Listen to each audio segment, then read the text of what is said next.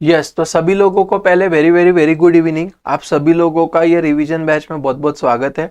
मैं उम्मीद करता हूँ दोस्तों कि आप सभी लोगों ने इसके पहले जो भी अपना सिलेबस था 12th स्टैंडर्ड इकोनॉमिक्स का, वो आप लोगों ने एटलीस्ट एक बार वहाँ पे देख लिया होगा, और एटलीस्ट आप लोगों ने एक बार बस टेक्स्ट बुक का रीडिंग किया होगा। ठीक है, मेरा बस इतना एक्सपेक्टेशन है आप लोगों से कि जो भी आप लोगों ने इसके पहले जितना भी पढ़ा है, आपके कॉलेज में रहने दो, ट्यूशन में रहने दो, जहाँ पे भी आपने पढ़ा है, ठीक है, मैं इतना बस आपसे एक्सपेक्ट कर रहा हूँ कि आप लोगों को एटलीस्ट हर एक टॉपिक के अंदर वहां पे क्या क्या चीजें हैं वो आपको पता होगी। ठीक है, तो अभी अपन सबसे पहले क्या करेंगे, देखो जब भी मैं आपको पढ़ाऊंगा, ओके, तो ये रिवीजन नहीं होगा, ये एज गुड एज आपको मैं पूरा पढ़ा रहा हूँ, स्टार्ट टू एकदम, मतलब स्टार्टिंग से पढ़ रहा हूँ वैसे ही अपना चलेगा। आप लोगों को खुद से एक चैलेंज लेना है, क्या कि जितना भी मैं आपको क्लास में करवाऊंगा, नेक्स्ट डे के लेक्चर के पहले दिन, मतलब नेक्स्ट डे के लेक्चर के पहले आप लोगों को जितना मैंने आज पढ़ाया हुआ है वो आपका तुरंत हो जाना चाहिए अच्छे से। ओके, आप घर पे जाके वो टॉपिक या वो चैप्टर को वापस रिवाइज करोगे, आपका क्या पढ़ाई चल रहा है उससे मुझे कोई मतलब नहीं है। ये चीज का फायदा आपको तभी होगा जब मैंने आपको पढ़ाई हुई चीजें आप इमीडिएटली घर पे जाके या अगले लेक्चर के पहले आप इतना पढ़ के आओ। समझ में आ रहा है? इतना मेरा बेसिक एक्सपेक्टेशन रहेगा। सबसे पहले मैं क्या करूंगा, आप लोगों को ये टेक्स्ट बुक के अंदर वहां पे जितनी भी चीजें उन्होंने दी है, ठीक है, अपन पहले वो सारी चीजें यहाँ पे एक बार गो थ्रू करेंगे, सारी चीजें मैं आपको पढ़ा दूंगा। ये सब होने के बाद अपन इसका हर एक चैप्टर का एक्सरसाइज सॉल्व करेंगे। एक्सरसाइज सॉल्व होने के बाद मैं आप सभी लोगों को इसके वहां पे चैप्टर वाइज टेस्ट ग्रुप में शेयर करूंगा। आप लोगों को उसको लिख के मुझे भेजना है, उसका आंसर कीज मैं आप लोगों को वहां पे शेयर कर दूंगा। समझा मैं क्या बोल रहा हूँ? चेकिंग पॉसिबल नहीं है, ऑनलाइन में चेकिंग करते नहीं आता है, तो मैं आपको उसका आंसर की दे दूंगा, आप मैच कर लेना। उसके बाद अपन वहां पे 2 से 3 4 5 जितने भी पेपर सॉल्व कर सकते वो अपन एक बार डिस्कस कर लेंगे, और इस तरीके से वापस सारी चीजें चलेगी। अपन वहां पे कोशिश करेंगे कि एक दिन में वहां पे एक चैप्टर कंप्लीट हो, चैप्टर नंबर 7 8 9 और चैप्टर नंबर 6, ये जो चैप्टर है इसको वहां पे 2 दिन में एक चैप्टर वहां पे कंप्लीट होगा। अपना टारगेट रहेगा 15 से 16 दिन 18 दिन में वहां पे, मतलब बिफोर संक्रांति आप लोगों का ये जो सिलेबस है वो कंप्लीट। बिफोर संक्रांति भी बहुत लेट हो जाएगा वैसे, अपना वहां पे 10 जनवरी तक मैक्सिमम हम लोगों को वहां पे कंप्लीट करना है। समझ रहे हो मैं क्या बोल रहा हूँ? एक 2-3 दिन में आप लोगों का एसपीओसीएम का भी जो भी चीज है वो भी मैं स्टार्ट करवा दूंगा, मतलब वो भी चलती रहेगी। ओके, अपना अकाउंट्स का वैसे एक ही चैप्टर बाकी अभी है ना, 1 या 2 बाकी शायद। ठीक है, चलो तो अभी सुनो मेरी बात। सबसे पहले देखो दोस्तों, आप लोग ये जो इंडेक्स दिया है क्या, तो ये इंडेक्स पे आ जाओ, ठीक है, और जो जो चीजें मैं यहाँ पे आपको करवा के दे रहा हूँ वो मार्क करके लो। जो भी इंपॉर्टेंट क्वेश्चन है वगैरह, जो भी चीजें ज्यादा टाइम एग्जाम में पूछी जाती है वो सब कुछ मैं आपको दूंगा, लेकिन एकदम लास्ट में। ठीक है, चलो अभी ध्यान दो, सुनो मेरी बात जल्दी से। तो देखो यार, सबसे पहले ना यहाँ पे आप लोग वेटेज लिख लो हर एक चैप्टर का। ठीक है, सबसे पहले जो भी आपका फर्स्ट चैप्टर है ना, इसका वेटेज रहेगा आपका 7 मार्क्स से लेके 10 मार्क तक का, लिख के रखो। सेकेंड चैप्टर इसका वेटेज रहेगा 7 मार्क से लेके 10 मार्क, फटाफट लिखवा। तीसरा चैप्टर का वेटेज रहेगा 8 मार्क से 12 मार्क, तीसरे बी का वेटेज रहेगा 8 मार्क से 12 मार्क, ऐसा लिखो, 8 से 12 8 से 12 लिखा इतना आप लोगों ने। उसके आगे आप लोग जो फोर्थ चैप्टर है उसका वेटेज लिखो 7 मार्क से लेके 10 मार्क तक का। जो 5वां चैप्टर है दोस्तों, इसका वेटेज आप लिखो 7 मार्क से लेके 10 मार्क का, फटाफट करो, 7 मार्क से लेके 10 मार्क वेटेज है इसका। इंडेक्स नंबर जो चैप्टर है इसका वेटेज है वहां पे 8 मार्क से 11 मार्क, 8 मार्क से 11 मार्क, 8 मार्क से 11 मार्क, ऐसे तीनों का कर देना। ओके, 9 चैप्टर का भी वेटेज है 8 मार्क से 11 मार्क, 10 चैप्टर का वेटेज है 4 मार्क से लेके 6 मार्क का। समझा क्या आपको? ठीक है, तो कुछ इस तरीके से वेटेज है। ये क्यों हमको जानना जरूरी, देखो दोस्तों, क्योंकि जब भी अपन वहां पे चैप्टर की पढ़ाई करते हैं, ओके, तो मेरा स्ट्रेटेजी थ्योरी के केस में ये होता है कि आप पहले वो चैप्टर का पढ़ाई करो जिसका वेटेज ज्यादा है। आप समझ रहे हो क्या मेरी बात? मैं क्या बोल रहा हूँ? सीधा फंडा है, एकदम एकदम सीधी सीधी बात है। ठीक है, तो अगर आप देखोगे आपने तीसरा बी, तीसरा ए यानी तीसरा बी, इधर 16 से 20 मार्क हो गए तुम्हारे, 16 से 24 मार्क हो गए। ये 3 चैप्टर में मिलके 24 से लेके तुम्हारे लगभग कितने हो जाएंगे, 8 3 24 ना, और ये 33 मार्क्स इधर हो गए, तो 24 यानी 16, मतलब 40 मार्क का पेपर तुम्हारा 5 चैप्टर में वहां पे कंप्लीट हो जाता है। समझ में आ रहा है क्या मैं क्या बोल रहा हूँ? आप लोगों को ध्यान में आ रहा है क्या? तो कैसा है कि अपन वहां पे जो भी पढ़ाई करेंगे वेटेज वाइज करेंगे। आज बीइंग अपना वेरी फर्स्ट डे, अपना एक दिन में एक चैप्टर होना चाहिए, उस हिसाब से मैं आप लोगों का वहां पे जो 10th वाला चैप्टर जिसका नाम है फॉरेन ट्रेड ऑफ इंडिया वो चालू कर रहा हूँ।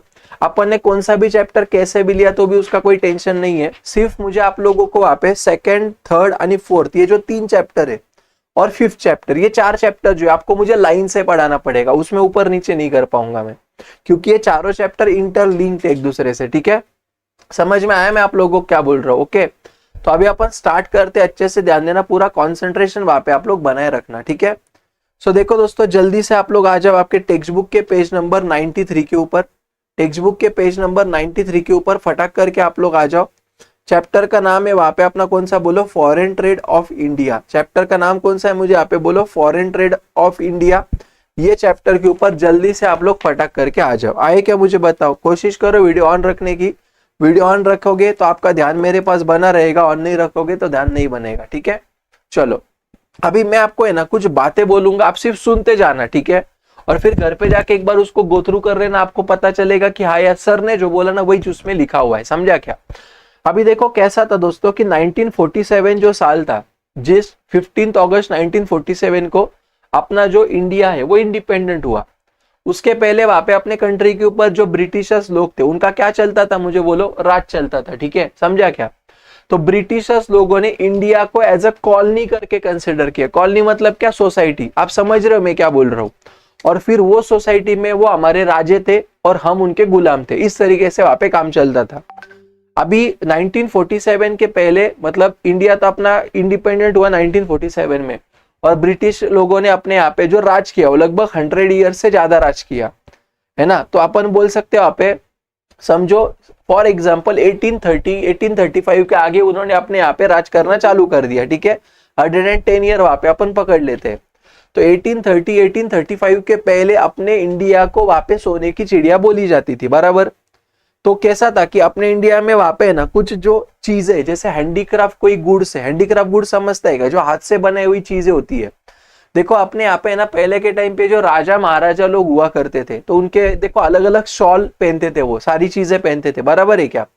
तो इतना याद रखना दोस्तों कि अपनी जो कंट्री ना, अपने कंट्री में वहां पे जो हैंडीक्राफ्ट इंडस्ट्रीज थे वो बहुत ज्यादा वहां पे क्या थी मुझे बोलो, फेमस थी। ठीक है, बट ब्रिटिशर्स लोगों ने क्या कर दिया दोस्तों, ये जो हैंडीक्राफ्ट इंडस्ट्री उसको बर्बाद कर दिया। फिर वहां पे क्या होने लगा कि अपने कंट्री में से वहां पे जो भी चीज है, जैसे देखो अपने कंट्री में वहां पे जो नेचुरल चीजें, नेचुरल रिसोर्सेज है वो बहुत ज्यादा है, समझ रहे, as compare to other country. Okay, तो कैसा है कि फिर ब्रिटिशर्स लोगों ने वहां पे क्या किया, अपने कंट्री में से वो वहां पे रॉ मटेरियल लेके जाते थे उनके कंट्री के अंदर, उनके कंट्री में वहां पे वो उसके ऊपर कुछ प्रोसेस करते थे, उससे फिनिश गुड्स बनाते थे, यानी फिर वो फिनिश गुड्स को इंडिया में वापस लाके बेचते थे। तो यहाँ पे क्या हो रहा है, कम रेट में यहाँ पे वो रॉ मटेरियल लेके जा रहे हैं, उसके ऊपर सारी चीजें करके वापस इंडिया में बेच रहे, मतलब इंडिया को उन्होंने एक मार्केट बना के रखा था फॉर देयर गुड्स। आपको समझा क्या मैं क्या बोल रहा हूँ? ठीक है, तो ये सारी चीजों की वजह से क्या हो गया दोस्तों कि अपना जो इंडिया है, राइट, अपना जो कंट्री है वो वहां पे क्या हो गया, थोड़ा सा बैकवर्ड स्टेज के तरफ वहां पे जाने लगा। समझा मैं क्या बोल रहा हूँ? ध्यान में आया क्या पक्का? ठीक है, तो इतना आप लोग ये इंट्रोडक्शन वाले पार्ट में आप याद रखना। बोलो समझा क्या नहीं समझा आपको? ठीक है, अभी देखो आगे जाएंगे अपन। यहाँ पे उन्होंने दिया मीनिंग ऑफ इंटरनल ट्रेड। अभी देखो समझो मेरी बात। पहली बात, ट्रेड का मतलब होता है exchange of goods and services for money और मनीज वर्थ। किसी भी गुड्स या किसी भी सर्विसेज को वहां पे एक्सचेंज करना फॉर मनी या मनीज वर्थ, इसको अपन वहां पे क्या बोलते हैं मुझे बताओ? ट्रेड बोलते हैं। ठीक है, तो बेसिकली वहां पे दो तरीके के ट्रेड होते हैं। पहला होता है तुम्हारा वहां पे इंटरनल ट्रेड, दूसरा होता है तुम्हारा एक्सटर्नल ट्रेड। इंटरनल ट्रेड मतलब डोमेस्टिक ट्रेड, एक्सटर्नल ट्रेड मतलब फॉरेन ट्रेड। ये समझा क्या आपको? जो बोल रहा ध्यान देने का, पूरा कॉन्सेंट्रेशन बनाए रखना। ठीक है, अभी देखो जब भी अपन वहां पे विद इन इंडिया ही, या जब भी किसी भी गुड्स का वही कंट्री में परचेस या सेल होता है, that is called as internal trade या डोमेस्टिक ट्रेड। समझा?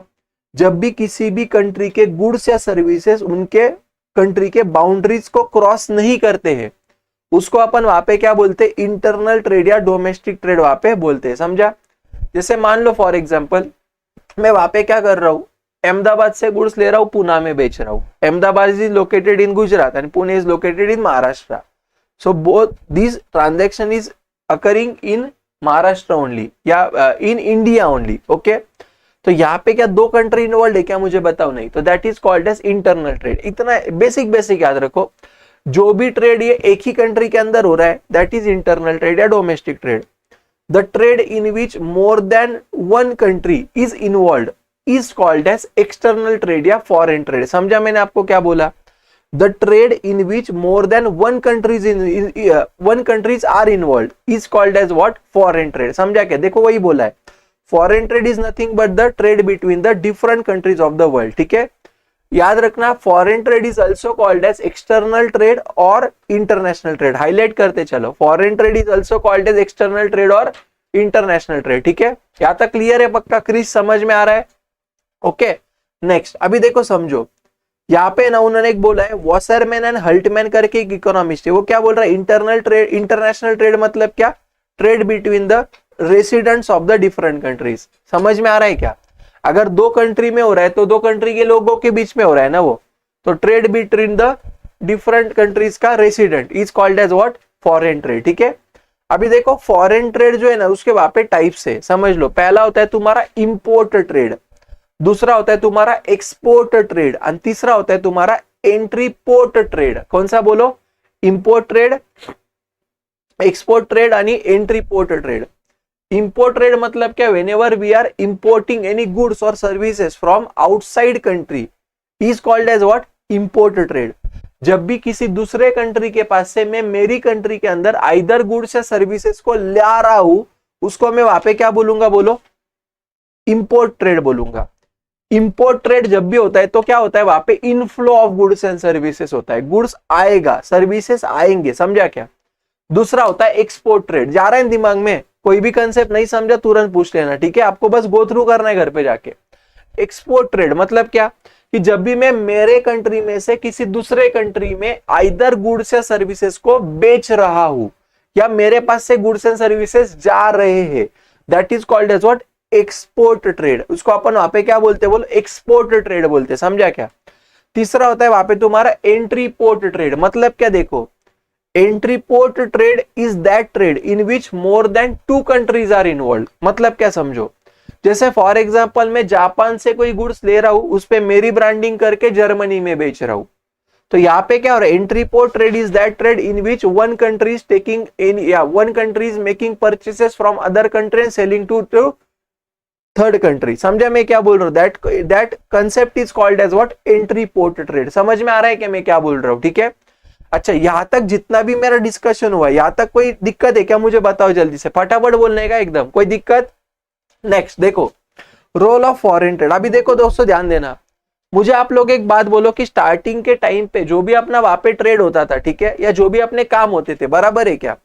तो वो टाइम पे वहां पे क्या होता था दोस्तों कि अगर आपने देखा होगा 1991 के पहले अपने कंट्री की हालत बहुत वाहियात हो गई थी, बहुत खराब हो गई थी, बराबर है क्या? नहीं, बट 1991 में वहां पे अपने कुछ न्यू इकोनॉमिक पॉलिसीज आ गए, जो मनमोहन सिंह जो है अपने, है ना, डॉक्टर मनमोहन सिंह, राइट? तो उन्होंने वहां पे क्या किया था? मुझे बोलो, लेके आए थे, जिसको अपन वहां पे बोलते LPG, लिबरलाइजेशन, प्राइवेटाइजेशन, ग्लोबलाइजेशन। तो due to globalisation, foreign trade, ये जो भी सारी चीजें वहां पे क्या हो गई? बोलो, पॉसिबल हो गई। ओके, तो पहले के टाइम पे क्या था दोस्तों कि अपने जो इंडिया के अंदर के जो भी लोग है वो सिर्फ इंडिया में ही माल परचेस या सेल कर सकते थे, मतलब स्कोप लिमिटेड था। But because of foreign trade अपना जो स्कोप है वो बढ़ गया। स्कोप बढ़ गया तो आप ज्यादा माल को बना के ज्यादा माल को बेच सकते हो। ज्यादा माल को बेचोगे तो ज्यादा फॉरेन करेंसी अपने कंट्री में आएगा, ज्यादा फॉरेन करेंसी आएगा तो अपने लिए अच्छी बात होगी। यानी इवन इसके वजह से अपने कंट्री का जो GDP है, देखो एक बात समझ लो, किसी भी कंट्री का परफॉर्मेंस अच्छा चल रहा है क्या बुरा चल रहा है, वो कंट्री के नेशनल इनकम के ऊपर कंसीडर होता है। तो नेशनल इनकम को कैलकुलेट करने के लिए अपन वो चैप्टर नंबर 7 देखेंगे, तब आपको मैं बता दूंगा। बट इतना याद रखना, किसी भी कंट्री का अगर GDP अच्छा होगा, GDP मतलब ग्रॉस डोमेस्टिक प्रोडक्ट अगर अच्छा होगा, तो फिर वो कंट्री वहां पे अच्छे से काम कर रही है, वहां पे दिखता है। समझा क्या? यानी किसी कंट्री का अगर GDP अच्छा है मतलब वो कंट्री का वहां पे जो इकोनॉमिक डेवलपमेंट है वो भी वहां पे अच्छा चल रहा है। समझा? अभी देखो फॉरेन ट्रेड क्यों इंपॉर्टेंट है? पहला, to earn the foreign exchange. अभी मुझे एक बात बोलो, देखो दोस्तों, जब भी अपन, अभी अगर आपने देखा होगा तो अपनी कंट्री वहां पे जो दूसरी कंट्रीज है, जैसे इजराइल हो गया, है क्या नहीं बताओ, उनके पास से डिफेंस इक्विपमेंट लेती थी क्या? नहीं, इवन अभी भी लेती रहेंगी शायद, बराबर है? गलत है? मुझे बताओ, ठीक है? साथ साथ में जो भी USA वगैरह, वो कंट्री के पास से ही बहुत सारी चीजें अपन क्या करते हैं? मुझे बोलो, इंपोर्ट करते हैं। तो इतना याद रखो कि जब भी whenever we are importing any goods or services from another country, we have to make payment to them in the foreign currency only. सो ये हमारे लिए वहां पे जरूरी है कि हमारे पास फॉरेन करेंसी रहना चाहिए। तो बिकॉज ऑफ फॉरेन ट्रेड हम लोग वहां पे फॉरेन करेंसी को जनरेट कर पा रहे हैं। अगर आप देखोगे तो बीच में देखो 4-5 दिन पहले मैंने जब ये देखा था क्या, आज तक मैं देख रहा था, वो टाइम पे जो पाकिस्तान का इमरान खान करके जो पहले वाला जो ये था प्रेसिडेंट था, ओके, प्राइम मिनिस्टर नहीं होता है वहां पे, है ना, प्राइम मिनिस्टर तो अपने यहाँ पे होता है, उधर जो प्रेसिडेंट था उनका, बराबर है क्या, कौन, इमरान खान करके है ना, पाकिस्तान का पहले वाला।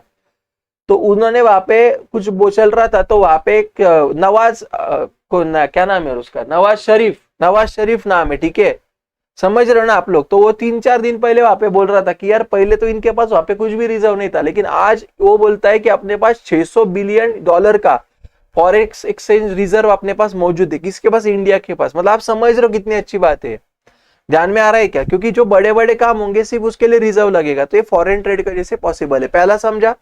तो बिकॉज ऑफ फॉरेन ट्रेड वहां पे अपने पास फॉरेन एक्सचेंज मिलेगा। दूसरा, इनकरेज इन्वेस्टमेंट। पहले के टाइम पे वहां पे कैसे था दोस्तों कि जो फॉरेन कंट्रीज थे वो अपने इधर वहां पे इन्वेस्टमेंट नहीं कर पाते थे, क्योंकि वहां पे तुम्हारा अलाउड नहीं था, आप समझ रहे हो ना। बट ग्लोबलाइजेशन के बाद वहां पे ये सारी चीजें अलाउड हो गई, तो अभी जो बाहर के जो लोग हैं वो अपने कंट्री के जो रोड्स हो गए, ब्रिजेस हो गए, ओके, जो मेट्रो के बड़े बड़े प्रोजेक्ट चलते, उसके अंदर बाहर के लोग क्या करते, बोले इन्वेस्ट करते। तो मतलब उनके वजह से अपने कंट्री में वहां पे पैसा आना चालू हुआ। समझा क्या आपको? तो ये दूसरा फायदा है। तीसरा, डिवीजन ऑफ लेबर। अभी देखो कैसा है दोस्तों कि हर एक कंट्री में वहां पे ना कुछ नेचुरल रिसोर्सेज ज्यादा होते हैं, अवेलेबल होते हैं। तो अभी फॉर एग्जांपल मान लो अगर मेरे कंट्री में XYZ चीज अगर अच्छी है, तो मैंने क्या करना चाहिए, वो चीज को निकाल के ऐसे कंट्री को देना चाहिए कि जो उसके ऊपर अच्छे से काम करके मुझे वो चीज वापस दे।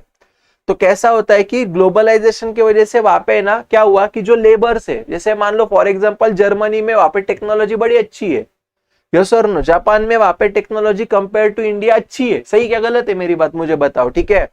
अगर आप कार्स वगैरह में थोड़े बहुत इंटरेस्टेड रहेंगे तो आपको ध्यान में आएगा जर्मन ब्रांड का जो फील है वो बहुत भारी होता है। समझा कि मैं क्या बोल रहा हूँ, राइट। तो आप ये समझो दोस्तों कि फिर वहां की टेक्नोलॉजी, वहां के लोग, तो मान लो कि अगर कुछ चीजें मुझे यहाँ पे करनी हुई तो वहां के लोग मुझे यहाँ पे बुलाने पड़ेंगे और काम करवा के लेना पड़ेगा, राइट। तो ये किस वजह से पॉसिबल हुआ, मुझे बोलो? ड्यू टू ग्लोबलाइजेशन वहां पे पॉसिबल हुआ। डिवीजन ऑफ लेबर मतलब किसी भी कंट्री का इंसान किसी भी कंट्री में जाके वहां पे खुल्लम खुल्ला काम कर सकता है। That is called as what, तुम्हारा division of labour and specialisation. समझा कि मैं आपको क्या बोल रहा हूँ? तो इसकी वजह से वहां पे हर एक कंट्री को क्या मिलता है, मुझे बोलो? बेनिफिट मिलता है, ठीक है। चौथा पॉइंट, ये याद रखना है तुमको सारे पॉइंट्स, ठीक है। घर पे जाके हेडिंग डाल के सारे पॉइंट नोटबुक में लिख के उसको याद करना है, ठीक है। आगे, ऑप्टिमम एलोकेशन मतलब क्या? देखो दोस्तों, ऑप्टिमम एलोकेशन का मतलब होता है कि कोई भी जो प्रोड्यूसर है, प्रोड्यूसर अल्टीमेटली प्रोडक्शन क्यों करता है? प्रॉफिट कमाने के लिए। तो ये ऑप्टिमम एलोकेशन में वो क्या बोल रहे हैं वहां पे कि कोई भी प्रोड्यूसर वहां पे किसी भी चीजों का प्रोडक्शन तभी करेगा जब उसको वहां पे मैक्सिमम उसमें से प्रॉफिट मिलता होगा, या प्रोड्यूसर वहां पे वही चीजों में उसके रिसोर्सेज एलोकेट करने का पसंद करेगा जिसमें से उसको वहां पे ज्यादा रिटर्न मिलने वाला रहेगा। समझा आपको मैं क्या बोल रहा हूं? ये कौन सा पॉइंट है, मुझे बोलो? Optimum allocation and utilisation of resources वाला पॉइंट है। क्लियर है? मुझे बताओ, ध्यान में आ रहा है ना मैं आपको क्या बोल रहा हूं दोस्तों? कोई भी टॉपिक में कोई भी डाउट आए तो मुझे तुरंत पूछ लेना, okay. Next, stability in the price level. अभी देखो, सुनो, देखो दोस्तों, किसी भी गुड्स या सर्विसेज का मार्केट के अंदर जो कीमत होता है वो मार्केट में वो गुड्स या सर्विसेज के होने वाले डिमांड या सप्लाई के ऊपर डिपेंडेंट होता है। समझा कि मैं क्या बोल रहा हूं? अगर मैं बोलता हूं मार्केट में किसी चीज का प्राइस बढ़ रहा है, इसका रीजन ये क्योंकि मार्केट में वो गुड्स का जो डिमांड है वो ज्यादा है एज कंपेयर टू वो गुड्स के सप्लाई से, इसलिए उसका कीमत ज्यादा है। आपको समझ में आ रहा है कि मैं क्या बोल रहा हूँ? कभी आपने ऑब्जर्व किया होगा दोस्तों, तो गर्मी के सीजन में जो वाटरमेलन होता है उसका कीमत कम होता है, लेकिन गर्मी का सीजन छोड़ के बाकी के सीजन के टाइम पे वाटरमेलन का कीमत है कंपेरेटिवली ज्यादा होता है। क्यों ऐसा? क्योंकि सप्लाई नहीं है। समझ में आ रहा है क्या? तो देखो अभी जैसे फॉर एग्जांपल, अभी देखो यहाँ पे वो क्या बोल रहा है, स्टेबिलिटी इन प्राइस लेवल। मतलब क्या?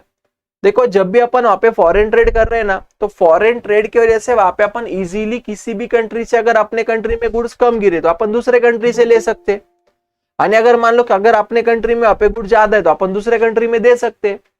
तो यहाँ पे क्या होगा ना कि डिमांड और सप्लाई जो है ना वो वहां पे इक्विलिब्रियम रहने में कोशिश करेगा। इक्विलिब्रियम मतलब कि इक्विलिब्रियम इज द स्टेट और point where quantity demand and quantity supply is same. समझा मैं आपको क्या बोल रहा हूँ वहां पे?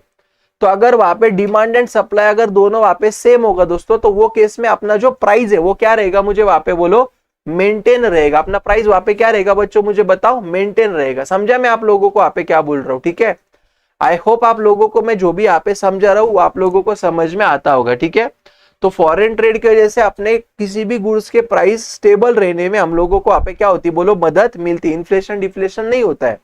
आगे अवेलेबिलिटी ऑफ मल्टीपल चॉइसेस। मुझे एक बात बताओ, जब भी आप मान लो कि वहां पे शू वगैरह लेने को जाते रहेंगे मार्केट के अंदर, बराबर, तभी आप लोगों को वहां पे जैसे बाटा है या पैरागॉन है या जो भी ब्रांड्स है, इंडियन ब्रांड्स, उसके साथ साथ आप वहां पे दूसरे ब्रांड्स भी देखते हो क्या? नहीं। जैसे मान लो आप पे समझो पूमा हो गया, नाइकी हो गया, adidas हो गया, बराबर है, गलत है, मुझे बताओ। ओके, तो क्या होता है, ड्यू टू फॉरेन ट्रेड अपने पास जो अवेलेबिलिटी है, जो चॉइसेस है, वो अपने पास अभी ज्यादा होने लगे। समझा क्या? अगर मैं कार्स की बात करूं तो देखो इंडियन ब्रांड्स कौन से, जैसे महिंद्रा है, टाटा है, ओके, ये जो भी है इंडियन ब्रांड्स है, राइट। थोड़ा बहुत to the some extent Maruti Suzuki भी रहेगा, ओके, मुझे इसका आइडिया नहीं इतना, बट अगर आप देखोगे वहां पे BMW है, स्कोडा है, ओके, फोक्सवैगन है, ये जो भी ब्रांड्स है, ये इंडियन ब्रांड्स है क्या, मुझे बताओ। तो अभी मुझे एक बात बोलो, अगर इंडिया में सिर्फ अगर टाटा और अगर महिंद्रा ही होता था तो अपने को दूसरे गाड़ियों का एक्सेस मिला रहता क्या? नहीं। बट आज अपने पास जो अपॉर्चुनिटी, जो ऑप्शन है, वो क्यों ज्यादा है? Due to foreign trade. समझा? आगे, brings reputation help to earn the goodwill. अभी देखो, समझो मेरी बात को, मुझे एक बात बोलो दोस्तों, कि जैसे मैं आपको बार बार बोलता कि बाबा जर्मनी का है ना टेक्नोलॉजी बहुत भारी है, बहुत भारी फील होता है वो गाड़ियां चलाने के बाद, बराबर है, गलत है, मुझे बोलो। तो मुझे एक बात बोलो, मैं अगर बोलता हूँ कि उसकी गाड़ी अच्छी है, मतलब इनडायरेक्टली वो कंट्री का गुडविल भी तो मैं बढ़ा रहा हूँ ना, वो कंट्री का रेपुटेशन भी तो बढ़ रहा है कि नहीं बढ़ रहा है, मुझे बताओ। जैसे मैं बोलता हूँ, समझो यूएसए में वहां पे जो टेक्नोलॉजी बड़ी अच्छी है, यूएसए में वहां पे डिफेंस इक्विपमेंट जो है बड़े अच्छे है, बराबर है, गलत है। तो मैं क्या कर रहा हूँ, इनडायरेक्टली मैं यूएसए के डिफेंस इक्विपमेंट की तारीफ कर रहा हूँ, मतलब मैं कंट्री का रेपुटेशन बढ़ा रहा हूँ। ध्यान में आया क्या? तो फॉरेन ट्रेड अगर अच्छा होगा तो कंट्री का जो रेपुटेशन है वो भी वहां पे बढ़ जाएगा। समझा? तो ये सब क्या है, मुझे बोलो, यहाँ पे रोल ऑफ फॉरेन ट्रेड है। बोलो कि इतना क्लियर है क्या आपको? डन, पक्का? इंपॉर्टेंट मार्क करना, 4 मार्क को वगैरह क्वेश्चन आएगा आपको, 8 मार्क का तो विषय नहीं है चैप्टर का, 4 मार्क को वगैरह क्वेश्चन आएगा। ठीक है, आगे देखो, नेक्स्ट दिया उन्होंने, आगे यहाँ पे हम लोगों को कॉन्सेप्ट दिया है, composition and direction of India foreign trade. Composition मतलब जब भी अपन वहां पे इंपोर्ट या एक्सपोर्ट करते हैं, तो इंपोर्ट एंड एक्सपोर्ट में अपन कौन से गुड्स या सर्विसेज को इंपोर्ट या एक्सपोर्ट कर रहे हैं, दैट इज कंपोजिशन। समझा क्या? कंपोजिशन मतलब कौन सी चीजें उसके अंदर अपन इंक्लूड कर रहे हैं फॉरेन ट्रेड में, ओके, आइटम्स लिख सकते हो आप वहां पे। यानी डायरेक्शन मतलब कौन से कंट्री के साथ कर रहे हैं। समझा क्या? कंपोजिशन मतलब क्या, कौन से आइटम के साथ कर रहे हैं, डायरेक्शन मतलब कौन से कंट्री के साथ कर रहे हैं। समझा कि मैं आपको क्या बोल रहा हूं? ठीक है, तो देखो पहले के टाइम पे मैंने आप लोगों को वहां पे क्या बोला दोस्तों, जब भी ब्रिटिशर्स लोगों का अपने कंट्री के ऊपर राज चल रहा था, बराबर, वो टाइम पे अपन जब भी वहां पे दूसरे कंट्री में एक्सपोर्ट करते थे, वो अपन वहां पे एक्सपोर्ट करते थे रॉ मटेरियल। क्या करते थे, मुझे बोलो? रॉ मटेरियल एक्सपोर्ट करते थे जो उनके मैन्युफैक्चरिंग के लिए काम को आए। समझा क्या? आणि अपन इंपोर्ट क्या करते थे, बोलो, तो जो भी उन्होंने बनाए हुए फिनिश गुड्स के उसको अपन इंपोर्ट करने लगे। समझा कि मैं क्या बोल रहा हूं? बट जब बात का टाइम आया दोस्तों, वो टाइम पे वहां पे जो ये कंपोजिशन था, ये वहां पे बहुत ड्रास्टिकली चेंज हो गया। समझा मैं आप लोगों को क्या बोल रहा हूं? तो अभी देखो अपन क्या कर रहे हैं, तो पहला, increasing share of gross national income. तो पहला वो क्या बोल रहे हैं, देखो यहाँ पे, share of India's import and export, जो पहले सिर्फ कितना था, मुझे यहाँ पे बोलो, 17.55% था बिफोर न्यू इकोनॉमिक पॉलिसी। समझ में आ रहा है क्या? आप कनेक्ट कर पा रहे हो क्या मैं क्या बोल रहा हूं दोस्तों? ठीक है, तो पहले कितना था, सिर्फ 17.5% था, लेकिन आज के तारीख में कितना हुआ, लगभग 50% हुआ। ठीक है, मतलब इंडिया का जो यहाँ पे फॉरेन ट्रेड है, मतलब इंडिया का जो ग्रॉस नेशनल इनकम है, जो अपने कंट्री का पूरा इनकम है, उसके अंदर 50% लगभग जो इनकम है वो फॉरेन ट्रेड की वजह से वहां पे आता है। बोलो, पहला समझा आप लोगों को यहां तक? क्लियर है? दूसरा देखो, increasing volume and value of trade. Volume मतलब क्वांटिटी, वैल्यू मतलब अमाउंट। समझा क्या? वॉल्यूम मतलब क्वांटिटी, वैल्यू मतलब अमाउंट। तो 1991 के आगे जो भी अपने एक्सपोर्ट और इंपोर्ट हुए, उसके अंदर वहां पे वैल्यू में भी और वॉल्यूम में भी वहां पे सब्सटेंशियल इंक्रीमेंट है। मतलब अपन वहां पे पहले से कई गुना ज्यादा गुड्स या सर्विसेज का इंपोर्ट या एक्सपोर्ट अभी अपन करते हैं। दूसरा समझा क्या? तीसरा, चेंज इन द कंपोजिशन, मतलब क्या, देखो पहले इंडिपेंडेंस के टाइम पे अपन जो एक्सपोर्ट करते थे, ओके, वो अलग था। But prior to independence India use to export only, मतलब पहले अपन सिर्फ प्राइमरी प्रोडक्ट्स, मतलब क्या, जूट कॉटन। जूट कॉटन मतलब क्या, जो भी अपने रॉ मटेरियल, आप इतना याद रखो, जो भी अपने रॉ मटेरियल है ना, अपन सिर्फ वहां पे उतना ही एक्सपोर्ट करते थे, समझा क्या। बट अभी के टाइम पे अगर आप देखोगे तो अपन वहां पे रॉ मटेरियल के साथ साथ रेडीमेड कपड़े जो भी है वो, जेम्स, ज्वेलरी, इलेक्ट्रॉनिक गुड्स वगैरह, ये सारी चीजें भी अपन अभी क्या करने लगे, मुझे बोलो, एक्सपोर्ट करने लगे। बोलो समझा क्या। तो कहीं ना कहीं पे अपना कंपोजिशन चेंज हुआ क्या नहीं हुआ, मुझे बताओ। हो गया। सब लोग प्लीज रिस्पॉन्स करो मुझे धनाधन। समझ में आ रहा है अपन क्या कर रहे हैं, ध्यान में आ रहा है पक्का इतना, ठीक है। नेक्स्ट देखो क्या दिया, change in the composition of import. तो मैंने आपको स्टार्टिंग में वहां पे क्या बोला कि इंडिया जो भी वहां पे इंपोर्ट करती थी पहले, वो सिर्फ वहां पे क्या करती, देखो, prior to independence India use to import like medicine, cloth, motor vehicle, जो भी चीजें थी पहले इंडिया इंपोर्ट करती थी। But India is now importing mainly capital goods. मतलब क्या, देखो पहले के टाइम पे अपने यहाँ पे इंडस्ट्रीज नहीं हुआ करते थे। आप समझ रहे हो कि मैं क्या बोल रहा हूँ। स्टार्टिंग के टाइम पे अपने पास इंडस्ट्रीज वहां पे थे क्या, मुझे बोलो, बहुत कम थे। आप समझ रहे हो ना यार, क्यों, क्योंकि अपने यहाँ पे कुछ प्रोडक्शन होता ही नहीं था, सब रॉ मटेरियल उधर बेच के उधर होता था इंडस्ट्रियलाइजेशन। बट बाद में क्या हुआ दोस्तों कि अपन वहां पे ना कि सिर्फ रॉ मटेरियल बल्कि कैपिटल गुड्स भी मांगने लगे। कैपिटल गुड्स मतलब क्या, मशीनरी वगैरह। क्यों मांगेंगे, आचार डालेंगे क्या उसका, नहीं, with the use of machinery and all the capital goods we will produce all the goods and services in India only. तो ये इंडस्ट्रियलाइजेशन के तरफ का एक ये स्टेप वहां पे अपन ने चालू कर दिया। समझा मैं क्या बोल रहा हूं आप लोगों को, यहां तक क्लियर है क्या, मुझे बताओ जल्दी से। Next, ocean trade. अभी देखो, जो इंडिया का जो ट्रेड है ना दोस्तों, मैक्सिमम वो समुंदर से होता है, मैक्सिमम वाला। अब बड़े बड़े जो भी चीजें हो वहां पे किससे होता है, बाय सी होगा, ठीक है। तो पहले के टाइम पे वहां पे कैसा था दोस्तों कि अपन जो ट्रेड करते थे वो सिर्फ इंग्लैंड या ब्रिटिशर्स कंट्री के साथ करते थे, समझा के क्रिश। बट आज के तारीख में जो भी अपन वहां पे ट्रेड कर रहे हैं, तो वहां पे नेपाल, अफगानिस्तान, म्यांमार, श्रीलंका, ये सब के साथ कर रहे हैं, जो लगभग अपने फॉर इंडिया ओशियन ट्रेड, मतलब जो भी अपना फॉरेन ट्रेड है, जितना भी अपन फॉरेन ट्रेड करते हैं उसका 68% जो ट्रेड है वो ओशियन, मतलब बाय सात समुंदर, उससे होता है। समझा कि मैं आपको क्या बोल रहा हूं, ठीक है। इतना समझा आप लोगों को। Last, development of new port. तो देखो पहले के टाइम पे सिर्फ मुंबई, चेन्नई, कोलकाता, यही वहां पे 3 पोर्ट वहां पे यूज हुआ करते थे ज्यादा। बट अभी कैसा है, अपना ट्रेड वहां पे बढ़ गया, तो वो 3 इसके ऊपर वहां पे क्या होगा, ज्यादा प्रेशर या लोड आने लगा। और उसकी वजह से वहां पे और अपन ने नए नए पोर्ट डेवलप किए, जैसे कांडला, कोचीन, विशाखापट्टनम, नाशा, क्या है वो, नवा शेवा, ठीक है, जो भी है, मुझे पता नहीं कहाँ पे, नवा शेवा तो नहीं मालूम मेरे को, ठीक है, जहां पे भी रहेंगे जान दो। तो ये अपने को वहां पे क्या किया, अपन ने वहां पे पोर्ट्स डेवलप किए। बोलो समझा क्या। तो कंपोजिशन समझ में आया क्या आप लोगों को, पक्का क्लियर है। कोई भी पॉइंट में 1% भी डाउट रहेगा तो तुरंत पूछ लो मुझे जल्दी से, क्या समझ में आया अच्छे से। आगे जाऊं मैं ये बात पे, मजा आ रहा है, बोर नहीं हो रहा है ज्यादा, समझ में तो आता होगा। देखो यार, थेरी सब्जेक्ट है, अभी यहाँ पे तो मैं नाच तो नहीं सकता आप लोगों के लिए, ठीक है। तो आई होप आपको समझ में आता हो, कंसेप्ट वाइज किधर दिक्कत नहीं आएगा आपको, ठीक है। पढ़ाई जबरदस्त होगा, घर पे जाके सिर्फ रीड कर लेना एक बार याद से, ठीक है ना। चलो नेक्स्ट देखो क्या दिया है। सावन का काम बहुत भारी है, बड़ा इंसान है वो, बोलता है एक दिन नहीं आऊंगा, नहीं 2 हफ्ते से गायब है ना, है क्या नहीं सावन, ठीक है। सर एक्चुअली घर पे फंक्शन भी था एंड मैं बीमार भी हो गया बाद में। चलो आगे देखो, मुझे सब पता है बेटा क्या कर रहे तू वहां पे। अभी देखो सुनो, कंपोजिशन ऑफ, हाँ अभी ऐसा करेंगे है ना, अभी तेरे को जरूरत नहीं मेरी, है क्या नहीं। देखो सुनो, नहीं सर वो बात नहीं है। कंपोजिशन ऑफ इंडियाज इंपोर्ट, ठीक है। उसको लगा सर भूल गए रहेंगे, है ना। हाँ, कंपोजिशन ऑफ इंडियाज इंपोर्ट मतलब क्या कि जो भी अपन इंपोर्ट कर रहे हैं उसमें क्या क्या है, कितना है, और एक्सपोर्ट में क्या क्या कितना, इसके ऊपर टेबल आता, पता है क्या। देखो वो क्या बोलता मालूम है क्या, इन 1516 इसमें से कौन सा सबसे ज्यादा इंपोर्ट तुम करते थे, ये बोलने का तुमको। क्या करते, देखो 21.8% ये करते थे तुम। समझ में आ रहा है कैसे टाइम पास क्वेश्चन आते हैं इसके ऊपर, ठीक है। ओम वीडियो ऑन रख बेटा। तो देखो पहले के टाइम पे वहां पे पेट्रोल इतना था, इतने परसेंट था, अभी इतने परसेंट हुआ। ये टाइम पास क्वेश्चन है, इसको कुछ वहां पे याद रखने की जरूरत नहीं है। आया भी तो डायरेक्ट देख के लिख सकते हैं अपन, बराबर है क्या। जैसे समझो 16-17 में इंडिया में से सबसे ज्यादा एक्सपोर्ट होने वाली चीज कौन सी है, तो कौन सी है, इंजीनियरिंग गुड से। समझा क्या नहीं समझा मुझे बताओ।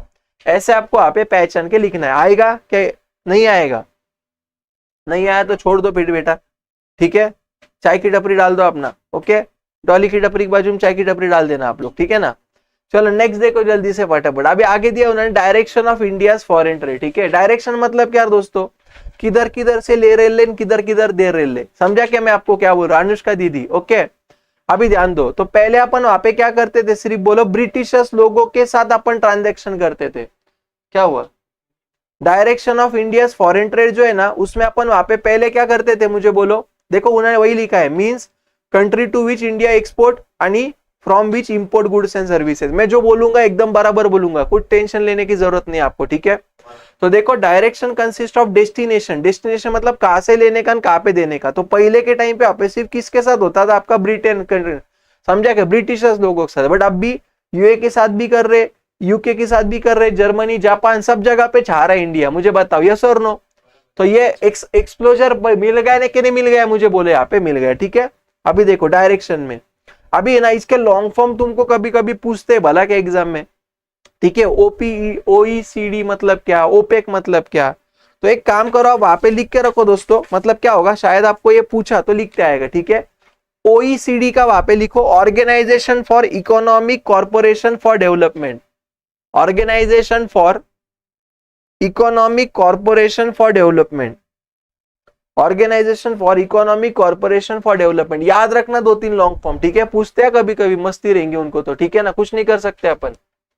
Organisation for economic corporation for development, आणि ओपीईसी का लिखो, organisation of petroleum exporting countries, organisation for petroleum exporting countries. समझा क्या, ध्यान में आ रहा है पक्का, जल्दी जल्दी बोलो यार दोस्तों, चलो फटाफट, डन, इतना ध्यान में आया क्या, वेरी गुड। देखो अभी वो क्या बोल रहा, अपन इंपोर्ट क्या करते थे पहले, ये सारी चीजें, या ये सारे लोगों के पास से, एक्सपोर्ट ये सारी चीजें, ठीक है। ये हम लोगों को ऐसा कुछ याद रखने का नहीं है, टेबल आएगा नीचे क्वेश्चन आएगा, एक्सरसाइज के टाइम पे बता दूंगा तुमको, ठीक है। चलो अभी नेक्स्ट देखो, trends in India foreign trade मतलब क्या, देखो सिंस लिबरलाइजेशन, लिबरलाइजेशन मतलब क्या दोस्तों, कि बाबा तुम तुम्हारे मर्जी से वहां पे कोई भी व्यापार कर सकते हो, जो पहले अलाउड नहीं था। पहले तुम लोगों को कोई भी बिजनेस करना होता था तो वहां पे तुम लोगों को गवर्नमेंट के बहुत सारे रिस्ट्रिक्शंस हुआ करते थे, आपको गवर्नमेंट के वास्ते वहां पे लाइसेंस लेना पड़ता था, ठीक है। बट लिबरलाइजेशन के बाद क्या हुआ, India foreign trade has expanded manifold and shown significant structure shift in the, समझा क्या, मतलब अभी बढ़ गया कि नहीं बढ़ गया, मुझे बोलो। अपना वहां पे गुड्स लाना देना बढ़ गया, अपना वहां पे जोग्राफिकल जो लोकेशन था वो भी अपना वहां पे बहुत ज्यादा बढ़ गया। अपन सिर्फ एक ही नहीं, हजारों हजारों मतलब डिफरेंट डिफरेंट कंट्रीज के साथ हजारों अलग अलग गुड्स में वहां पे अपन इंपोर्ट एक्सपोर्ट करने लगे, ये मैं बोल रहा हूँ, कुछ गलत नहीं बोल रहा हूँ, ठीक है। समझ में आ रहा है ना मैं आप लोगों को वहां पे क्या बोल रहा हूँ, ओके। तो देखो अब ये टाइम पास चीज है, देखो पहला क्या बोल रहा है, एक्सपोर्ट में इंजीनियरिंग गुड्स, तो पहले देखो क्या बोल रहा है, export promotion report, share of engineering good was 25%, 17-18, okay. अभी देखो विद इन द कैटेगरी, यहाँ पे वो क्या बोल रहा है, within this category some of prominent exporter items are transport equipment including automobile वगैरह। ये अभी अपन दे रहे क्या नहीं दे रहे, वो लोगों को दे रहे, समझा कि अपन एक्सपोर्ट कर रहे। तो पहले 10-11 में जो था वो कितना था, $16 बिलियन का अपन एक्सपोर्ट किया था, और अभी कितना है 24.8, 14-15 में, अभी तो उससे ज्यादा रहेगा। मतलब आपको इतना याद रखना है, there is the substantial increase in the export of engineering goods, समझा क्या, ऐसा लिखने का टशन में एकदम, क्या लिखने का, there is the substantial increase in the export of engineering goods. पहला समझे, ये नंबर याद रखने को, इतने अपन महान इंसान है क्या, याद नहीं रखने का, ठीक है। आगे petroleum product, India petroleum product capacity क्या है, यहाँ पे एक काम करो सुनो, यहाँ पे आप लिखो इंक्रीज हुआ ऊपर, पेट्रोलियम में वहां पे क्या हुआ दोस्तों, यहाँ पे भी तुम्हारा इंक्रीज हुआ, समझा कि मैं क्या बोल रहा हूं, दोनों में इंक्रीज, ऐसा लिखो इंक्रीज इंक्रीज, ठीक है। नेक्स्ट केमिकल फिमिकल का यहाँ पे क्या हुआ, देखो an important export item that has perform reasonably well over the last few years is chemical, the share of item, ठीक है। अभी उन्होंने यहाँ पे इंक्रीज डिक्रीज का बोला, लेकिन वो क्या बोल रहा है कि जितना भी अपना वहां पे क्या है बोलो एक्सपोर्ट है, उसके अंदर 10.4% जो भी है वो केमिकल का है। मतलब अगर अपन वहां पे समझो 100 रुपया का अगर एक्सपोर्ट करते रहेंगे तो 10.5 रुपया का उसमें केमिकल अपन ने एक्सपोर्ट किया है, बोलो क्लियर है क्या यहाँ तक। आगे जेम्स एंड ज्वेलरी, जेम्स मतलब वो खड़े रहता ना, पन्ना मोती हीरा, और क्या आता है बोलो, सोना नहीं, खड़ा रहता क्या सोना, ठीक है, समझे आप लोगों को पक्का? समझा ना? That is called as gems. Okay, अभी देखो नेक्स्ट, जेम्स एंड ज्वेलरी। तो पहले क्या था? इतना था, मतलब अभी अपना जो शेयर है वो अच्छा हो गया, ऐसे याद रखो। ठीक है, next, textile and readymade garments. Readymade garment समझते हैं तुम लोगों को, शर्ट पैंट, ठीक है, बाकी का आप समझ लो। ओके, तो सारे जो कपड़े वो अपन अभी क्या करने लगे, मुझे बताओ जल्दी से लोगों, दोस्तों, लोगों को एक्सपोर्ट करने लगे। मैं बरमोडा वगैरह बोल रहा था, ठीक है, टी शर्ट वगैरह। हाँ, ज्यादा डीप में मत जाओ, आगे जाओ क्या, मुझे बताओ जल्दी से। ठीक है, पक्का समझा क्या नहीं समझा आप लोगों को यहाँ तक? Very good. तो एक्सपोर्ट वाली चीजें समझ में ही, आप लोगों को सिर्फ नाम याद रखने इसके। ठीक है, वैभव, भूषण, समझ में आ रहा है क्या? भूषण, सावन, क्या हो गया? हाँ कौन सी सर। बीमारी हो गई तेरे को बेटा? अरे सर, बीमार हो गया था। कौन सी बीमारी हो गई थी? जुकाम, कोल्ड। ओ, कौन सी दवाई ली उसके लिए तूने? डॉक्टर के पास गया था? हाँ, फिर ओ, इंजेक्शन भी दिया। अच्छा, उसके तो तेरे को कुछ दिया रहेगा लिख के दवाई वगैरह का? हाँ हाँ आप मुझे फोटो वगैरह भेजना जरा उसके फाइल। हाँ, पक्का सर, हम्म। पक्का।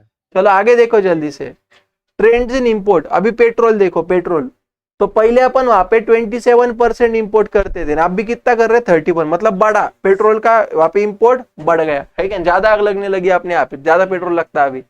चलो समझा क्या? पेट्रोल ज्यादा लगेगा, क्लियर है? ओके, नेक्स्ट, न्या इकडे लक्ष द्या, मी लय मारेल तुला सांगतोय बर का. हा, अभी ध्यान दो. हा मारा म्हणती, निर्लज्ज मुर्गी. देखो आगे गोल्ड, क्या दिया गोल्ड में उन्होंने? After petrol second most imported item, मतलब पहले अपन पेट्रोल लगाते थे, फिर क्या लगते हैं? सोना. समझा क्या मैं क्या बोल रहा हूँ? पहले जलाओ फिर चमकाओ, है क्या नहीं? समझा क्या नहीं समझा? बोलो. अरे पेट्रोल समझ रहे हो ना आप यार? हाँ, तो पहले पेट्रोल ज्यादा लगता था, फिर गोल्ड लग रहा है अभी, ठीक है ना? हाँ देखो, it has been observe that there is a significant drop in the gold. Oh my God, लोग यहाँ पे अभी देखो ये झूठे चमकाओ में नहीं गिर रहे, मतलब यहाँ पे करो डिक्रीज हो गए. समझा क्या? पहले सोना सोना बहुत चलता था दोस्तों, ध्यान में आया क्या? लेकिन अभी सोना कम हो गया. अभी लोग शेयर लेते, सोना नहीं लेते ज्यादा. बराबर है? गलत है? सच्ची सच्ची बोलने का. चलो आगे जाए क्या अपन ये बात पे.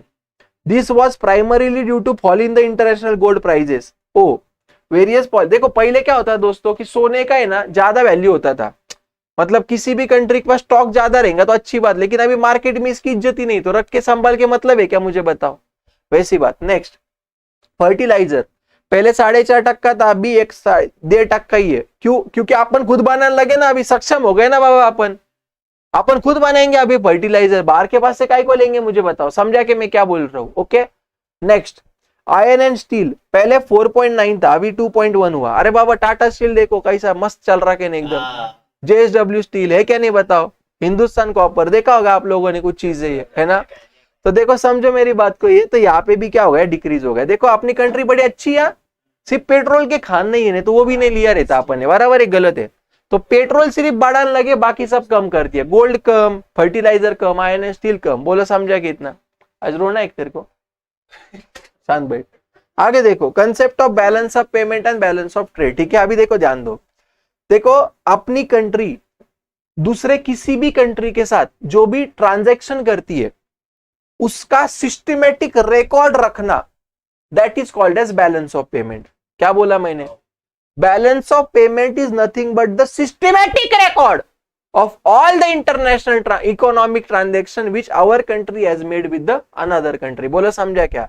अरे हमारे कंट्री ने किसी दूसरे कंट्री के साथ जो भी इकोनॉमिक ट्रांजैक्शन किए उसको रिकॉर्ड करके रखने का जो प्रोसेस होता है उसको बैलेंस ऑफ पेमेंट बोलते हैं. बात खत्म. क्लियर है क्या? बताओ. अभी देखो, according to Ellsworth, BOP is a summary statement of all transaction between the resident of one country to the resident of another country या rest of the world. हमको समझता नहीं बोलना. दो कंट्री के बीच में मतलब दो अलग अलग कंट्री के रेसिडेंट के बीच में ना. समझ में आ रहा है कि मैं क्या बोल रहा हूं? ठीक है, आगे.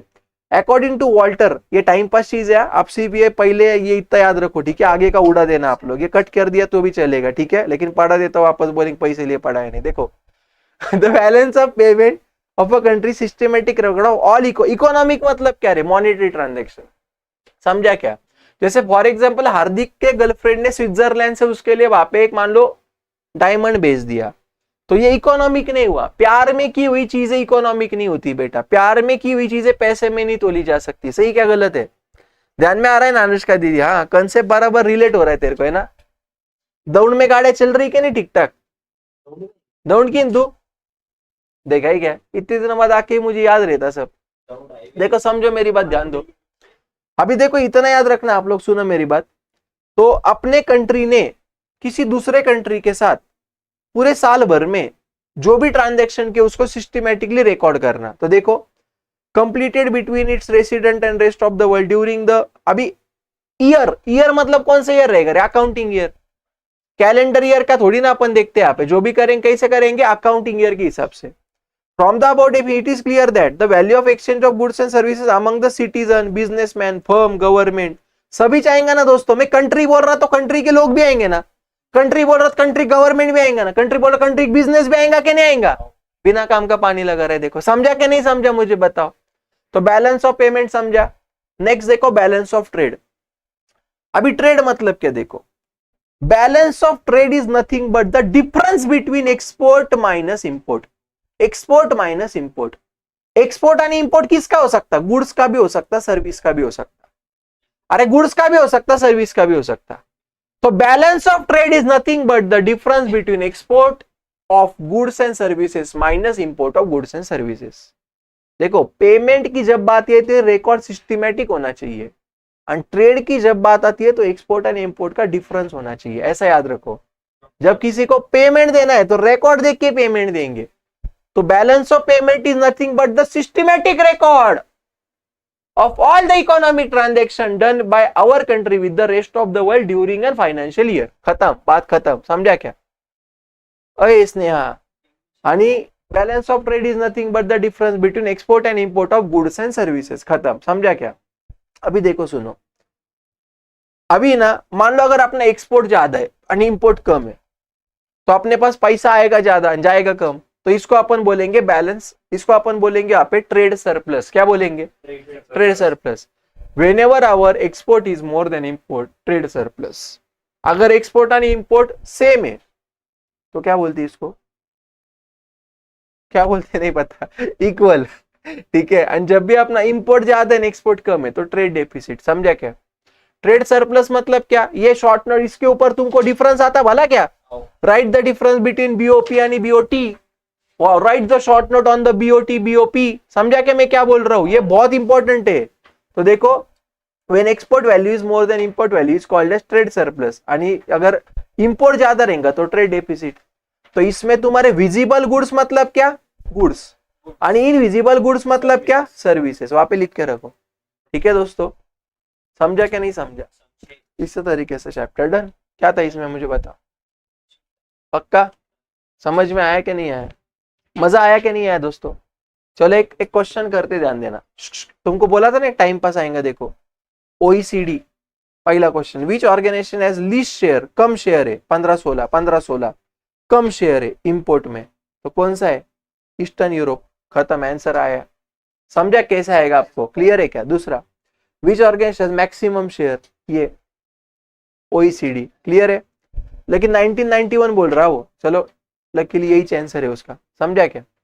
आइए एक्सपांड द एब्रीवेशन। ओ देखो आया क्या एब्रीवेशन बोलने को?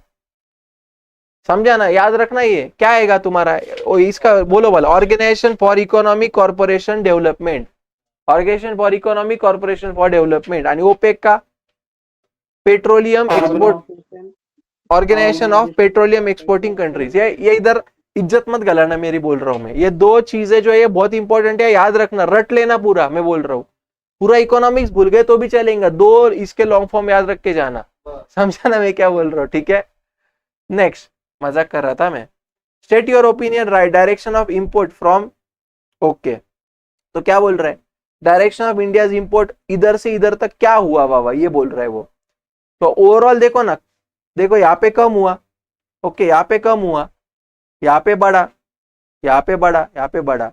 तो कुछ सेक्टर में अपना वहां पे इंक्रीज हुआ, कुछ सेक्टर में डिक्रीज हुआ। तो ऐसे इंग्लिश में लिखने का, as we can observe in the above mention table with the OECD organizations or countries, okay, our import has substantially decreased।